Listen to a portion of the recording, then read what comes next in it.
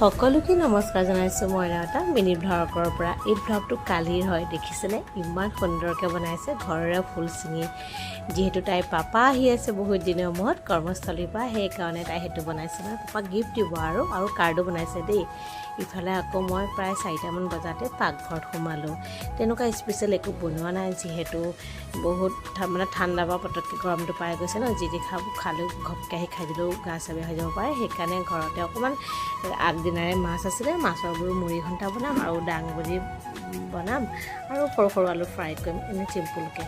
এয়া মগু দালিখিনি খুব ধুনীয়াকৈ আৰু মছলাৰ লগত ভাজি হোৱাৰ পাছত পানী অকণ গৰম কৰি লৈছোঁ। আৰু সকলোতো জানেই আৰু মুড়ি ঘণ্টা বনাবলৈ, গতিকে একো ৰেচিপি দিয়া নাই, জাষ্ট অকণমান ভিডিঅ'টো আপোনালোকক দেখাইছোঁ আৰু সেই খুব সুন্দৰ মুহূৰ্তখিনি সাঁচি ৰাখিব বিচাৰিছোঁ।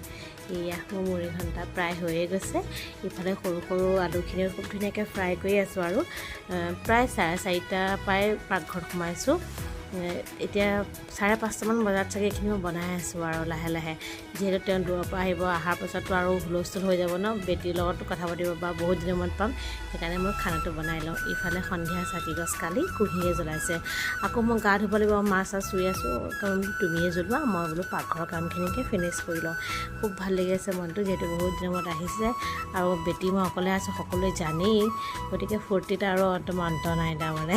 তাৰপিছত এয়া সৰু সৰু আলু ফ্ৰাইটো হৈ গ'ল, দাংবডি ভাজি হৈ গ'ল, ইফালে মুড়ি ঘণ্টাও হৈ গ'ল আৰু অকণমান চাটনি বনাইছিলোঁ, সেইখিনি হৈ গ'ল। তেনেকুৱাতে তেওঁ পাই গ'লহি, একদম ছাৰপ্ৰাইজ। চাওকচোন, অৰুণাচলৰ পৰা লৈ আহিছে, ইমান মৰম লগা, ইমান দূৰৰ পৰা যে সি ভালে কথা আহি পালেহি। তাৰমানে আমাৰ এই টিকলাটো কুঁহিয়ে নাম দিছে, তাক ৰিঅ'। দেউতাকে ফটো দিছিলে মানে হোৱাটছএপত, তেতিয়াই আমি নাম থৈছিলোঁ আৰু ৰিঅ' বুলি।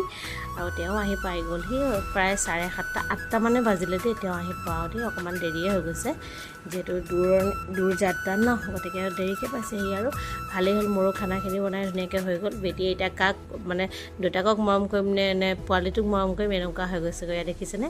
আৰু তেওঁৰ লগত তেওঁ মানে 2দিনৰ পৰা ৰাখি থৈছে যে পোৱালিটো তাত, গতিকে তেওঁক ভালকৈ চিনি পাইছে। আমাক চিনি পোৱা নাই, আমাৰ লগত ভয় কৰিছে, উল্টা আমিও তালৈ ভয় কৰিছোঁ, তেনেকুৱা হৈছে।